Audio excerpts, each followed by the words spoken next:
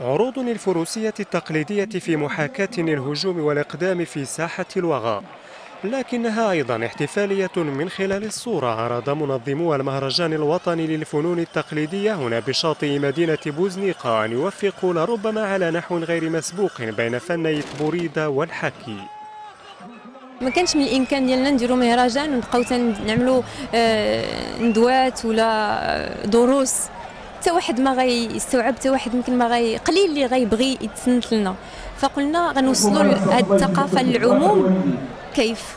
عن طريق فن تقليدي اخر اللي تيبغيه الجميع، وهو فن الحلقه وفن الحكي.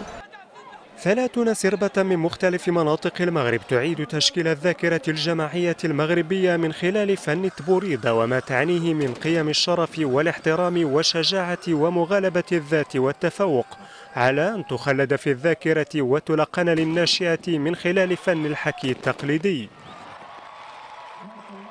لقينا ان الجانب ديال الحكي كيهتموا به المغاربه كاملين، يعني بشكل لك صغير كبير. اذا حنا تحرمنا من الجداوات انهم يعاودوا لنا الجيل اللي ما كيعاودش، ولكن خصنا حنا كثقافه كدوله خصها تهتم بهذا التراث هذا وبالحكي. زيانه البلاد، البني جديد والديور جداد، الماء والضوء في كل البلاد. عيش يا المسكين وتمتع انت والولاد.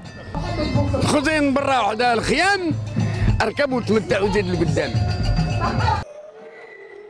وتتضمن النسخة الأولى للمهرجان الوطني للفنون التقليدية عروضا في فن التبوريدة وحفلات متنقلة في فن الحلقة، فضلا عن عروض موسيقية وورشات للقراءة وفن الحكي.